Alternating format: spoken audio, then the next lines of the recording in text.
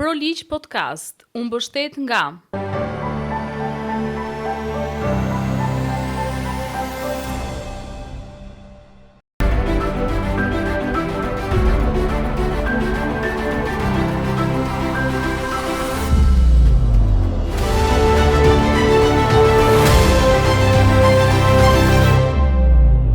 Rikthehemi në episodin e radhës të ProLiq Podcast, si një podcast i dedikuar tërësisht ligjit. Kemi zgjedhur në këtë episod të veçantë të trajtojmë një profesion i cili është themelor në sistemin e drejtësisë, ai i avokatit.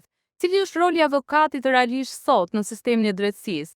Sa kyç është ai dhe çfarë sfidash hasin avokatët sot për sa i takon proceseve gjyqësore, por jo vetëm. Për të folur për këtë temë, kam kënaqësinë të kem të ftuar sot avokatin Dedio Brau. Dedio, mirë se erdhe. Përshëndetje, faleminderit për ftesë. Faleminderit ti që erdhe. Çfarë do të thotë sot të jesh avokat në Shqipëri? Avokatia sot është një profesion që është realisht i vështirë në kushtet të mos pas reformës drejtësisë. Pra, flasim pas reformës sepse reforma ka dhënë efektet e veta të para, edhe pse ka pothuajse 10 vite në ndryshimet kushtetuese që nisën dhe iniciuan dhe reformën drejtësi. Por efektet e deri tanishme janë efekte që kanë sjellë një trysni të madhe, sidomos flasin për avokatët. Pra, kushdo që sot ka një çështje gjyqësore, sidomos civile dhe administrative, e kupton që për të marrë një vendim formës prerë, pra një vendim gjykatës apelit, duhet ndjen deri 15 ditë mbarësi të çështjes. Dhe e gjithë trysnia në këtë lloj situate është mbi avokatët, sepse palët gjithmonë kanë aksesin të avokatit, e kanë të pamundur që të kërkojnë llogari në institucione të tjera sepse një proces gjyqësor sjell kaq shumë, dhe vetmja hall për ta mbetet avokati. Dhe një pjesë të madhe të energjive ne sot e shpenzojmë për t'i sqaruar klientëve që pse gjyqi merr kaq shumë kohë. Pra pse nga seanca në seancë nuk kalojnë më shumë si 6 muaj në një proces civil apo një proces administrativ. Apo pse nga vendimi i shkallës parë në vendim apeli kalojnë pothuajse 8 vite për të zhvilluar një seancë në gjykatën e apelit. Dhe të gjitha këto problematika janë hasen sidomos tek avokatët. Ne kemi raste tek Komiteti Disiplinor i Dhomës Avokatisë që klientët vinë dhe ankohen çuditërisht për avokatin sepse nuk i den data e gjyqit. Ndërkohë gjithë dinë që data e gjyqit nuk është një fakt që varet apo një event që varet nga avokati, por është çështje e sistemit drejtësisë sot, e gjykatave sot, që për shkak të stokut të madh, për shkak të burimeve njerëzore jo të mjaftueshme në gjyqtar, në prokuror, sjellin si pasojë pikërisht këtë vonesë në gjykimin e çështjeve. Dhe duhet të kemi parasysh që vonesa të tilla, pra dekada për të marrë një vendim gjykate, patjetër se merr parim nga procesi trajnimor që përfshin dhe afatin dhe beta. Lidio, a e shikon avokatin si pjesë të sistemit gjyqësor në Shqipëri? Ne avokatët gjatë gjithë këtyre viteve, gjatë gjithë kohës, pikërisht këtë kemi kërkuar, që avokati të njihet de facto si faktor dhe aktor i drejtësisë, i organeve të pushtetit gjyqësor. Pra, meqense quajmë magjistrat, gjyqtar dhe prokurorë, patjetër që të njëjtën status do ta ketë avokatët. Pra, në një proces penal ku kemi avokatin dhe prokurori përfaqëson akuzën, përfaqëson shtetin, ndërkohë që avokati mbron interesat e personit hetim apo të pandehurit, palët duhet të jenë të barabarta. Dhe në realitet në Shqipëri nuk funksionon kështu, që nga pjesa e logjistikës, që nga pjesa e hyrjes në gjykatë, daljes nga gjykata, ka një pabarazi sa i përket të trajtimit avokatëve në raport me prokurorin flas, jo me gjykatën. Dhe kjo patjetër sjell problematika. Avokatët të presin në të njëjtat ambiente me palët, në të njëjtat ambiente me klientët, me palët kundërshtare të gjyqit civile. Ndërkohë që kur flasim për gjyqe penale, prokurorët hynë në të njëjtin vend ku hynë gjyqtarët, kanë akses tjetër kundrejt gjyqtarëve, dhe kjo patjetër që sjell pabarazi në proces, dhe është një pabarazi që lë vend për dyshime. Ky realiteti që citove më sipër, a ndikon te besimi qytetar për sa i takon sistemit të drejtësisë në këndvështrimin tanë? Besimi qytetarëve duhet kemi parasysh kur nisi reforma në drejtësi, sidomos flasim këtu për procesin e vettingut, që ishte një nga hallkat kryesore të reformës drejtësi, e cila mund ta themi që ishte një eksperiment që u bën në Shqipëri. Ishte tentuar edhe në vende të tjera, ishte tentuar në Kroaci, në Rumani, por në Shqipëri nisi dhe tani është në prag përfundimit të te, dhe një nga arsyet kryesore për të cilat u iniciua procesi vettingut ishte perceptimi i publikut tek drejtësia. Dhe po të vësh re dhe vendimarrja e Gjykatës Evropiane të Drejtë Njeriut në rastin e subjekteve të vettingut kur ata kanë kundërshtuar vendimet e organeve shqiptare për shkarkimin e qytetarëve dhe prokurorëve. Në gjithmonë hyrjet vendimeve arsyetohet procesi vettingut si një proces sui generis dhe një proces që ishte i domosdoshëm për shkak perceptimit publikut ke drejtësia, që ishte një perceptim jo pozitiv. Por sot mund të themi që nuk ka ndryshuar perceptimi publiku. Pra i vetmi perceptim, pra gjithmonë kur vlerësohet reforma në drejtësi, të gjithë nisen nga prokuria e posaçme që ndryshe njihet si spaku, dhe nga gjykata e posaçme për shkak të rasteve sidomos që kanë të bëjnë me luftë kundër korrupsionit dhe me marrjen e hetimit të pandehur të niveleve të larta të politikës. Po nëse pyet qytetarët që kanë procese gjyqësore, civile, administrative, penale që janë jashtë jurisdiksionit përvojërisë të gjykatës posaçme, të gjithë patjetër shprehen një nivel pakënaqësie të theksuar. Dhe kjo pakënaqësi vjen sepse drejtësia tashmë është aksesi në drejtësi është shumë më i vështirë se sa ka qenë. Dhe kur flasim për aksesin në drejtësi, kemi parasysh ndryshimet që erdhën si pasojë e hartës së re gjyqësore, sidomos shkrirja e gjykatave të apelit në një inferno, që solli kaos dhe solli ato që gjykatat e apelit, si apeli i jurisdiksionit përgjithshëm, si apeli administrativ, kanë stokun më të lartë çështjeve sot që flasin.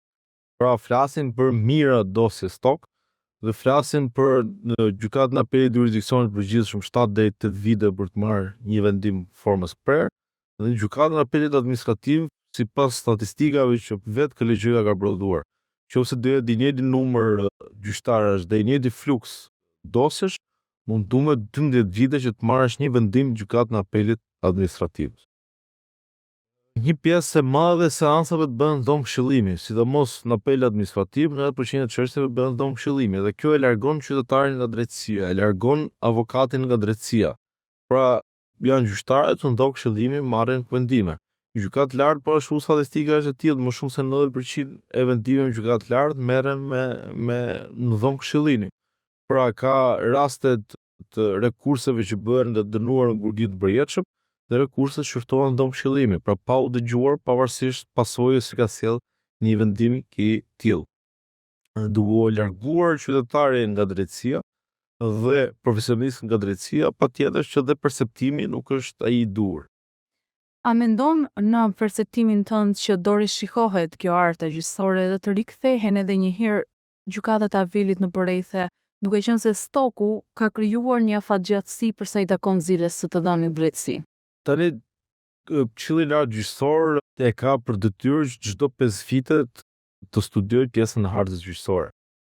Nga harta që kemi në fuqi sot kanë kaluar 3 vite, kështu që pas 2 viteve besoj që do të bërë analiza e radhës dhe do të shihet nëse do flet nevojë për të paktën 2 gjykata të tjera të apelit, një për pjesën e veriut dhe një për pjesën e jugut. Sepse edhe kur u propozua ky ndryshim për miratua, paktën kërkesa e dhënës avokatisë ka qenë gjithmonë kjo. Pra që të shkrihej gjykata e apelit Korçës dhe ajo e Gjirokastrës, ndërkohë që të qëndronin gjykata e apelit Vlorë dhe gjykata e apelit Shkodër. Pavarësisht bojkotit, pavarësisht kërkesave, pavarësisht gjithë opinioneve të avokatëve, nuk u arrit, kërrejgjeja vjoi me të njëjtin projekt që kishte fillim, projekt që u miratua me vendim shihet ministrave dhe sot jemi të situatë. Djenin time ka një projekt për pjesën e infrastrukturës, pra që gjykata e apelit jurisdiksionit përgjithshëm të ketë një ambient për çështjen penale, për seksionin penal dhe një godin tjetër për seksionin civil.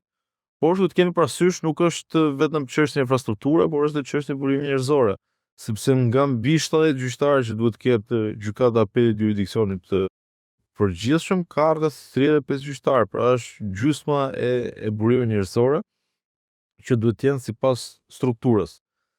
Ndërkohë që edhe në gjykatat e shkallëve të para, flasim të jurisdiksionit përgjithshëm, ka pabarazinë ngarkesën e gjyqtarëve, sepse një nga analizat, një nga elementet e hartës gjyqësore është barazia në ngarkesë. Pra nuk mundet që një gjyqtar në gjykatën e Dibrës të ketë ngarkesë 30-40 dosje në vit, ndërkohë që një gjyqtar në gjykatën e Tiranës ketë 1000-1200 dosje, 1500 dosje. Pra ky trajtim i pabarabartë tregon që ka problematika sa i përket hartës gjyqësore. Dhe për vendimin tim do parë patjetër edhe numri i përgjithshëm i gjyqtarëve, që është një shifër që ka përshtypjen mbi 10 vite që është pa ndryshuar. Do parë sepse është vetëm një mënyrë që të ulet stoku. Sot në gjykatën e Tiranës ka çështje që janë për 5 vitesh gjykim shkallë parë, sepse më parë çështjet mbledheshin mes për shkak të betingu, tashmë mbledhen mes për shkak se gjyqtarët provokohen, ose gjykata e shkallës parë shkon gjykata apeli, lëvizin nga dhoma civile në dhomë penale, dhe çështja prapë rifillon nga fillimi. Po sa i takon momentit të parë ku një palë do të përfaqësohet me avokat? Si ndodh dhe çfarë do të dinë qytetarët për këtë aspekt? Nga eksperienca ime, sidomos në Komitetin Disiplinor të Dhomës së Avokatisë, pjesa kryesore e klientëve që kur ankohen flasin për avokatë të tyre ka të bëjë me mungesën e një marrëveshje. Sipas ligjit për profesion avokatës, që është ligji i 2018 dhe i ka qenë pjesë e paketës reformës të drejtësi, është parashikuar domosdoshmëria e pasjes së një marrëveshje me shkrim mes avokatit dhe klientit. Dhe një nga rritjet e ligjit ka qenë pjesa që është shkon në favor të avokatit, që marrëveshja avokat-klient është titull ekzekutiv. Pra në momentin që ti dakordson me klientin për një shifër të caktuar, për një tarifë të caktuar, dhe klienti nuk t'i kujton, ti ke mundësinë që të plotësosh urdhën e ekzekutimit, ose ti kesh një proces themeli me klientin në rastin që nuk të paguan. Por marrëveshja me shkrim shkon edhe në favor të klientit. Ne kemi shpesh raste klientësh që i paguajnë avokatët pa faturë, pa një kontratë, ngre pretendime që ke paguar kaq pas na ka kryer punën. Ndërkohë që kur janë të detajuara në marrëveshje me shkrim, të dyja palët, si avokati si klienti, kanë mundësinë që të garantojnë të drejtat e tyre dhe të kërkojnë detyrimet përkatëse nga pala tjetër. Kështu që patjetër në momentin që ti zgjedh një avokat, daportson një avokat, duhet gjithë ato elementet që i daportson ti bësh pjesë e një marrëveshje me shkrim, ku secila palë nga palët mban një kopje dhe kanë të garantuar drejtat. Çfarë ndodh në ato raste kur njëra palë, avokati ose klienti që përfaqësohet nga avokati, kërkon të triqet nga ky përfaqësim apo nga përfaqësimi? Si trajtohen këto raste? Duhet të kemi parasysh që përveç ligjit për profesionin e avokatit, ka edhe një kod etike që rregullon sjelljen e avokatit si ndaj klientit, si ndaj gjyqtarëve, si ndaj publikut.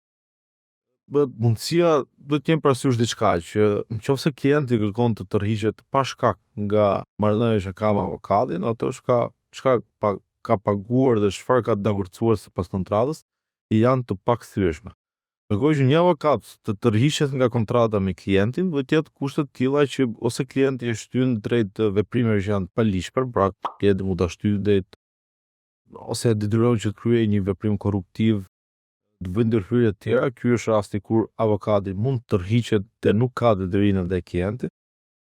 Rasti kur avokati është në kushte të konfliktit të interesit, kur për shkak të një çështje të ndryshme bie që gjykojë një çështje me një gjyqtar apo me një prokuror që futet tek pjesa e konfliktit të interesit, atëherë ai ka mundësinë që të tërhiqet nga përfaqësimi i klientit, sepse është detyrim që mos ta ushtrosh profesionin kushtet e konfliktit të interesit. Apo për shkak për një çështje tjetër ti mund të gjendesh sërish në kushtet e konfliktit të interesit, pra këto janë rastet që një avokat mund të tërhiqet. Apo rasti kur klienti nuk paguan detyrimet që ka marrë përsipër ndaj avokatit, rasti kur nuk i vën dispozicion ato dokumentacione që janë të domosdoshme për vijimin e një procesi gjyqësor. Pra rastet janë të ndryshme që një avokat mund të tërhiqet nga çështja, por këtu dalim prapë tek ajo që cituam fillim, që është gjithmonë marrëveshja, sepse në marrëveshje, përveç se ka parashikuar ligji dhe kodi etikës, Dhe janë të zgjidhjet e pasojave në rastin që secila nga palët të ligjit nga kontrolla. Ndodh që avokati të mbroj personazhe apo të jetë pala përfaqësuese një personazhi publik i cili ka kundër gjithë opinionin publik. Si është reagimi personal i një avokati në rastin tuaj kur mbroni këto raste? Kjo ndodh më së shumti, sidomos flasim për raste penale, për vepra penale të rënda. Ka ndodhur shpesh të paktën femre apo rrjetet sociale kur avokatë ndryshëm marrin mbrojtje personazhe që mund të kenë kryer krime nga më të ndryshme, nga më monstruoze dhe shndrohen komente, kemi komente fyse ndaj avokatëve, por duhet të kemi parasysh detyrimi për mbrojtje me avokat është detyrim pushtetues. Pra, ka shteti, edhe në ato raste kur pala ka pamundësi që të sjellë një avokat, proces penal është në detyrueshme mbrojtja me avokat. Pra, Shqipëria mund të jetë i vetmi vend besoj që gjatë periudhës komunizmit ndaloi profesionin e avokatit, por që pas vitit 90, për shkak të drejtave kushtetuese, për shkak të ratifikimit të Konvencijës Evropiane të Drejtave të Njeriut, procese penale mbrojtja me avokat është detyrim. Pra, përveç se është e drejtë e qytetarit, e të pandehurit e personit në hetim, është dhe detyrim i shtetit që të garantohet procesi nëpërmjet një avokati. Kështu që nuk do të shihet procesi, nuk është avokati, është aty për të garantuar të drejtat e personit që është në gjykim, që mund të jetë i pandehur, mund të jetë i jetuar në fazën në hetim, fazën që është në hipokori, pra garanton që të mbrohen të drejta kundrejt të shtetit. Kështu që është krejtësisht alogjike që të sulmohet një avokat pse merr në mbrojtje një person që mund të ketë kryer krime në vende ndryshme. A ke një rast personal, duke u nisur nga eksperienca jote disa veçare, që mund ta kategorizosh si rast suksesi, për sa i takon rolit tënd si avokat? Nuk mund të them ndonjë rast konkret, rast suksesi dhe çdo proces gjyqësor do të ketë parasysh se ne shpeshherë, pra nuk është se zgjedhim që të përfaqësojmë vetëm çështje që atë sigurt do fitore. Dhe varet çfarë do quhesh fitore, sidomos në procese penale dhe në procese civile, situata është më e qartë sepse ke të bësh me një natyrë tjetër detyrimi, por procese penale fitoret mund të jenë në më të ndryshme, nuk është vetëm pafajësia fitore. Pra, pafajësia është fitore në ato raste kur je i sigurt pafajësinë e kendi dhe kur merr pafajësi, ajo konsiderohet patjetër fitore. Por në raste të tjera fitore është dhe një dënim minimal me burg, është një konvertimi në punë publike, lirimi me kusht, pra gjitha ato mund konsiderohen fitore rast pas rasti. Por kur kemi të bëjmë me procese gjyqësore që karakterizohen në një proces i rregullt, se sot fitore quhet edhe të mbyllësh një proces në kohë. Domethënë është bërë duks që të mbarosh një proces gjyqësor në kohë. Kështu që nuk mund të marr një rast konkret, se tani unë u bëra për shumë se 10 vite që pushtroj profesionin, por ajo që vëre është që nëse gjatë 2-3 viteve të para, për 2-3 vite merrni një vendim formës prerë, sot kam çështje që i kam që nga 2016 që ndoshta s'kan ende një vendim formës prerë. Dhe kjo do konsiderohet që është dështim, jo dështim i avokat, është dështim i sistemit, por që në fund fare është kosto për qytetarin dhe kosto për avokatin. Ndryshim nga aktorët e tjerë të sistemit që kasin shtetin, pra që janë gjykata, prokuroria, ata që janë më të humbur, sepse ne jemi të humbur se të mbajmë dosje për 10 apo 15 vite, dhe patjetër që është kosto e jona, vetëm që të kontaktojmë me klientë, pra sa herë do pyesja ka dalë data, çfarë do bëhet, trumi gjykues etj. Gjitha këto janë kostot tona. Por patjetër edhe kosto i qytetarit që pret marrë të drejta. Cili është roli i domosdoshmëtarëve të avokatisë në kombështimin tonë në aktualitetin sot? Dhoma e avokatisë e Shqipërisë, pse ka ndryshuar dhe emrin me ligjin e 2018-s, është një organizim i detyrueshëm për avokat. Pra, në momentin që ti zgjedh që të bëhesh avokat, merr licencën e avokatit, ti ke detyrim antarësimin në dhomën e avokatisë së Shqipërisë. Dhoma e avokatisë ka pra të garanton mbrojtjen e drejtave të avokatëve në raport me trev. Dhoma e avokatisë lëbon për vjetre, ligji i avokatisë që shkojnë në favor, që tjenë në favor të avokatëve. Është një organizëm që shpesh herë ka pasur një rol të rëndësishëm se përket drejtë avokatës, dhe mos bidë dhe fundit, pa di rol shumë aktiv se përket hardës gjyqësore, pavarësisht faktit se Shqipëria është më vështirë të gjore, sa dojë organizuar thjesht. Ky është problem kam përshtypjen shoqëror në Shqipëri, sepse dhe kur po të vesh re, edhe kur reagon dhoma avokatisë, dhe mos për ardhën gjyqësore që ajo ishte më tepër ishte në favor të qytetarëve se në favor të avokatëve, sepse avokatët në fund fare do marrin tarifa më të larta për të ardhur nga anë mban Shqipërisë për të zhvilluar procesin gjyqësor Gjykata për Apelet Tiranë, por prapë nuk ka një ndërgjegjësim qytetar.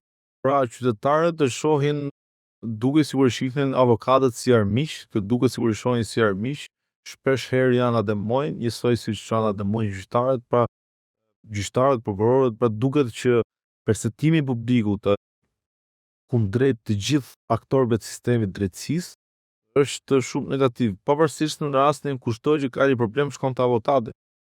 Pra, ky është problem edukimi, problem kulture për mendimin tim, dhe ka nevojë që të kuptohet, dhe besoj këtu mund të ketë një rol më të madh edhe dhoma avokatisë dhe të gjithë avokatët, që ti ndërgjegjësojnë qytetarët për rolin e avokatit.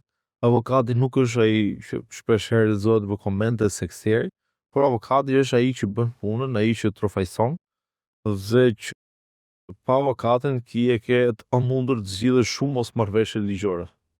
Ti do më vjen natyrshëm të pyes, ka një kuriozitet profesional. Si gjendet sot një avokat si ju, që ka vite që ushtron vetëm profesionin e avokatisë, përballë një avokati të sapo bërë, por që realisht është derivat i përjashtimit nga sistemi gjyqësor, pra ish gjyqtar dhe ish prokuror, që ushton sot profesionin e avokatit. Kjo ka qenë një nga debatet më të mëdha kur nisi procesi vettingut, sepse pati një lloj reagimi nga avokatët që pse të shkarkuarit nga sistemi vettingut duhet bëhen pjesë e avokatisë. Dhe me ligj ju bën një lloj rregullimi që do të lejoheshin të ushtronin avokatin vetëm ata që kishin përfituar licencën përpara shkarkimit, ndërkohë që ata që ishin shkarkuar me vendim formës prerë nuk të mund të pra e kishin si kriter ndalues për të licencuar si avokat. Dhe shumica i kishin i kishin licencën e avokatisë më parë, thjesht i aktivizuan pasi dolën nga sistemi. Por do të kemi parasysh që avokatia është një profesion i lirë. Të kemi parasysh gjithashtu edhe faktin që procesi vettingut është proces administrativ. Dhe nuk mundet që sanksionet administrative të sjellin pasoja të tilla për çdo që ka licencë avokatisë dhe do të ushtrojë profesionin e avokatisë. Ka edhe vendime të Gjykatës Evropiane të Drejtë Njeriut që sjellin, domethënë që bën që të ishte ky lloj ligji. Pra që të negociohej dhe ligji të ishte i tillë mos ishte përjashtues të ndalues për ata që u larguan me dorëheqje apo me shkarkim nga procesi vettingut. Kështu besoj se cili është drejt, pastaj se si gjenden ata në treg në raport me avokatë të tjerë apo me avokatë të rinj, kjo është një çështje tjetër. Dhe nëse ata kanë prioritet në tregun e avokatisë, në profesionin e avokatisë, në raport me avokatë të tjerë, kjo nuk është si pasojë e tyre, por është pasojë nëse funksionon sistemi. Pra nëse një avokat, ish gjyqtar apo ish prokuror ka akses në sistem më shumë se sa një, dhe kur flas sistem flas për gjyqtarë dhe prokurorë që janë detyrë, se sa një avokat tjetër, ky është problemi i sistemit.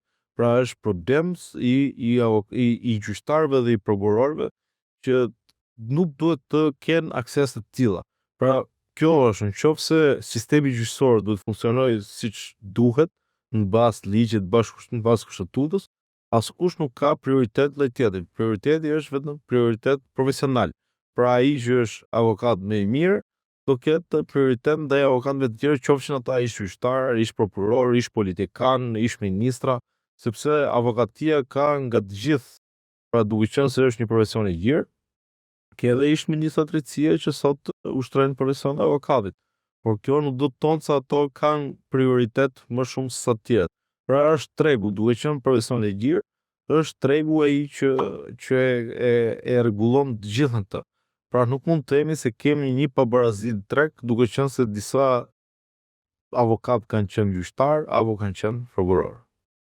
Pra ky e percepton realisht që është tregu një rregullator që mban Absolutisht. Qofse unë do thoja të kundërtën, do pranoja pastaj që avokatët janë sekser. Sepse do ishin në kuptimin që meqense se këta ish gjyqtarë tashmë janë bërë avokat, dhe meqense se këta kanë më shumë akses tek ish kolegët e tyre. Ose mendohet se kanë të bëjë paragjykimi. Po, ky është një lloj paragjykimi. Atëherë do të pranonim që avokatët nuk bëjnë realisht ushtrimin e profesionit të avokatisë, por merren me çështën ndikimi. Dhe unë nuk e pranoj. Duke u kthyer pas në kohë, a mendon se ndërgjegjja qytetare, po qoftë edhe biznesit, a është ndërgjegjësuar realisht biznesi për rolin që një avokat duhet të ketë në mbarvajtjen e veprimtarisë së tij tregtare, sepse shpeshherë perceptohet sikur avokati është vetëm për në gjykat. Për sa i takon këtij aspekti, çfarë mund të më thuash?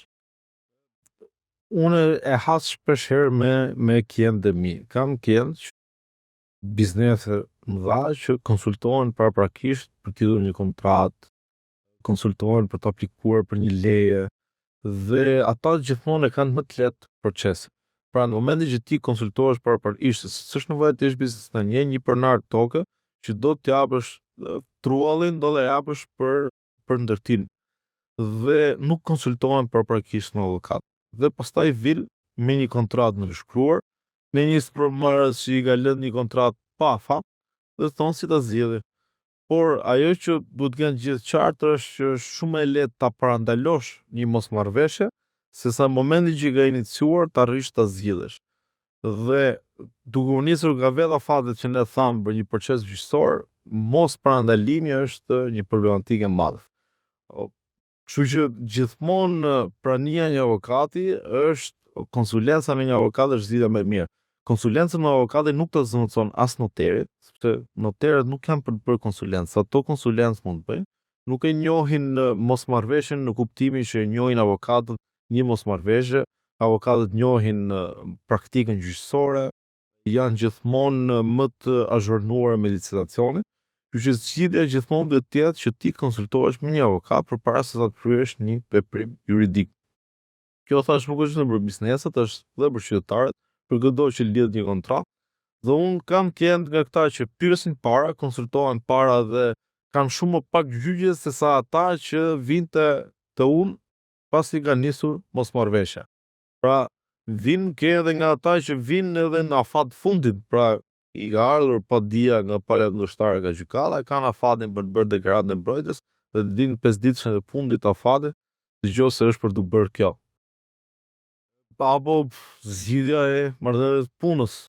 Pra ka raste që konsultohen si punëmarrësit, si punëdhënësit. Pra kam klient nga dyja krahët. Dhe ndodh shpeshherë që punëdhënësit zgjidhin kontratë punës dhe pastaj kur i hap gjyqi ish punëmarrësi kujtohen dhe s'kan përrasti procedurë. Dhe vetëm për shkak të mos respektimit të procedurës kanë një kosto financiare të caktuar. Kështu që gjithmonë këshillimi me një avokat është shumë pozitiv dhe ndihmon shumë në qetësinë dhe në sigurinë juridike që ti ke në mbarvajtjen e biznesit apo në jetën e individit.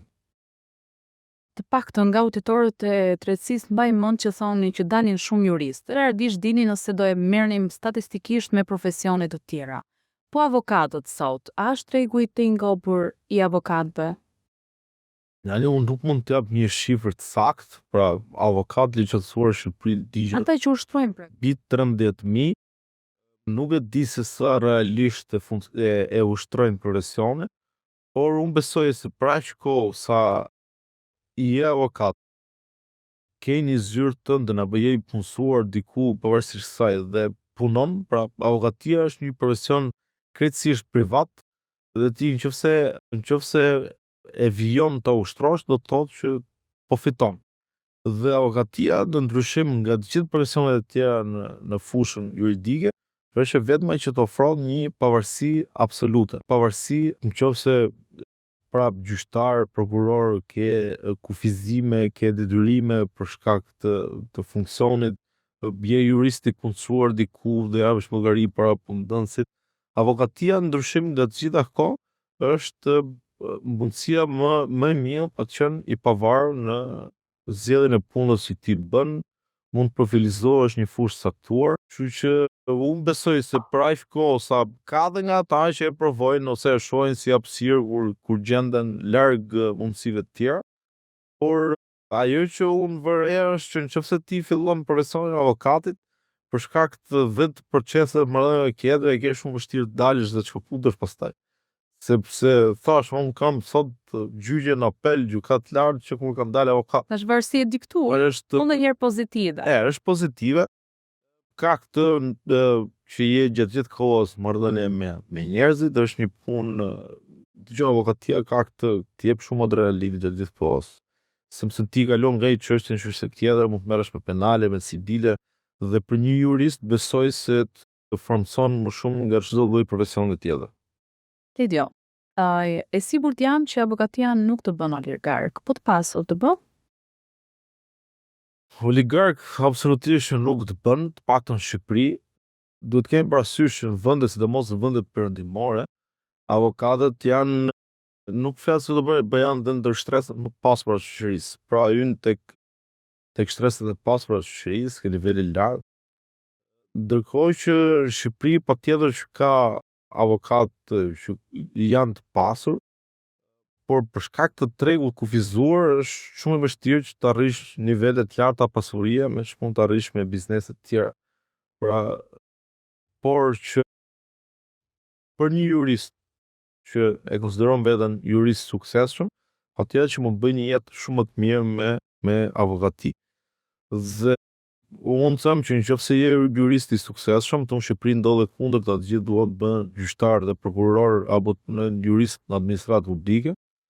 Nëse je jurist i suksesshëm, patjetër që ke mundësinë që nëpërmjet avokatisë të pasurohesh dhe të pasurohesh në mënyrë të lishme.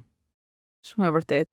Këshilla jote për të gjithë ata studentët e drejtësisë që janë ende në bankat e fakultetit, cila është? Unë jap dëmsim tek shkolla e avokatisë, jap kodin etik dhe ajo që vëre unë që është problematik se i përket juristëve, e kujtoj që nga koha që isha vetë student, ishte mos ushtrimi, pra mos praktikim, pra ti fillon dhe mbaron juridikun dhe nuk shkon një herë në gjykat, ku shkon një herë në prokurori, nuk ke marrëdhënie me një studio ligjor, me një zyrë avokatie. Unë të gjithë studentët e sugjeroj që të fillonin të bënin praktik pra zyrave të avokatisë, të mësohen me mënyrën se si ushtrohet profesioni i avokatisë, mësohen që kur janë në shkollë. Dhe patjetër që është lehtësimi, pra juristët janë si mjekët, është një profesion që nuk duhet rreshtës asnjëherë të lexuar. Jo të lexosh vetëm ku diun vendimet e gjykatës së lartë, vendimet e gjykatës kushtopuese, ku në gjithë synojnë shkollën e magistraturës dhe lexojmë vetëm vendimet e gjykatës. Nuk besoj se vendimet e gjykatave shqiptare janë të tilla sa që të japin atë bekutim dur, po duhet lexuar edhe shumë literaturë, filozofie së drejtës që kuptosh parimet bazë me të cilat funksionon drejtësia. Por nuk kuptove parimet, nuk të bën një jurist i mirë, njohja e kodit procedurës civile, kodit e procedurës administrative, një ligj i posaçëm, ato të kufizojnë. Por kodin e procedurës civile, për shembull, apo kodin e procedurës penale, sado student i mirë ti je, po nuk e praktikove, dhe praktikën për ato kodit e gjykatave, po nuk e praktikove, nuk mund thuash dot që je i zotë. Lidio, perceptimi është që sistemi i drejtësisë shpeshherë konceptohet sikur po ndryshon, është i drejtë, është i padrejtë, është i anshëm, është i paanshëm. A jemi në një shoqëri e drejtë në perceptimin tënd profesional? Ne po të ishim një shoqëri e drejtë, nuk do synonim që të gjithë mosmarrveshjet i zgjidhin në gjykatë. Shumë mosmarrveshje mund të zgjidhen nëpërmjet ndërmjetësive, mund të zgjidhen nëpërmjet arbitrazhi, por ne i zgjidhim të gjitha nëpërmjet gjykatës. Dhe prapë të zëmë zgjidhjet e gjykatës jemi gjithmonë pakaqur. Pala që nuk fiton një proces ligjësor, gjithmonë mundohet që fajin të sistemit, korrupsionit, të mungesës drejtës në konflikt. Dhe fakti që sot çdo mosmarrveshje shkon nga shkalla parë deri në gjykatë fshatuse, është ndruar dhe gjykata fshatuse si pjesë e sistemit gjyqësor, sepse është kaq e theksuar mungesa e besimit në sistem, sa që mundohen të gjitha të qenë deri në gjykatë fshatuse. Kërkoj që është e pakonceptueshme, sepse ti një çështje, një marrëdhënie detyrimi, momenti që ti je i ndërgjegjshëm që e ke detyrimin, pra flasim për bushje, detyrime, fatura, shërt, etj. Një çon deri në gjykata apelit, deri në gjykatë lartë. Pse me ide për të zvavritur, pra i e pranon që ka detyrimin, thjesht për mos ta ligujtuar ndjep gjithë hallkat e sistemit gjyqësor. Dhe unë besoj që duhet shtrenjtohet diku pjesa e procesit gjyqësor, nuk mund vihet lëvizje gjykata e lartë mëne. Që kushton në burime njerëzore, burime administrative. Pra duhet ketë disa kufizime më të mëdha se sa këto që janë, se përket mundësive për akim, rekurs, sepse të gjitha këto sjellin problematika në sistem. Ka dhe shumë si të tjera, do unë them për shembull nuk ka pse kërkesën për lëshim ordri ekzekutimi duhet të shqyrtoj gjykata. Regjistrimin e organizatave jo temporore duhet të shqyrtoj gjykata. Regjistrimin e partive politike duhet të shqyrtoj gjykata. Një pjesë e zgjidhjeve të martesave kur janë pa fëmijë nuk ka pse zgjidhen nëpër gjykata. Pra ka shumë mundësi për të bërë analiza dhe gura në mënyrë që të ulet stoku i gjykatave. Po ashtu faza e ndërmjetësimit për çështjet civile duhet të jetë fazë e detyrueshme, në mënyrë që mos shkosh ti drejtohesh direkt gjykatës për mosmarrveshjen e më banale, por ti ke mundësinë të zgjedhësh në rrugën të procesit të ndërmjetësimit. Po ashtu arbitrazhi, duhet që një pjesë dërmuese e kontrollave administrative me shtetin të jenë me arbitrazh, sepse dhe palët private mund ta marrin zgjidhjen shumë më shpejt, por dhe shteti do jetë më pak abuziv nëse zgjidhjet do jenë më të shpejta. Ti të falenderoj për prezencën, ishte kënaqësi e veçantë, të uroj shumë suksese, sepse e njoh edhe profesionalizmin tënd të nivelet larta, shumë suksese në vazhdimsi. Faleminderit. Ju falenderojmë që na ndoqët edhe në këtë episod të ProLiq Podcast. Ju ftojmë të vazhdoni të na bëni subscribe në kanalin ton zyrtar në YouTube me të njëjtin emër ProLiq Podcast dhe në të gjitha rrjetet tona sociale. Duke ju falenderuar për besnikrinë, ju premtojmë që do të vazhdojmë të trajtojmë tema ligjore në interesin tuaj të gjerë. Ju faleminderit.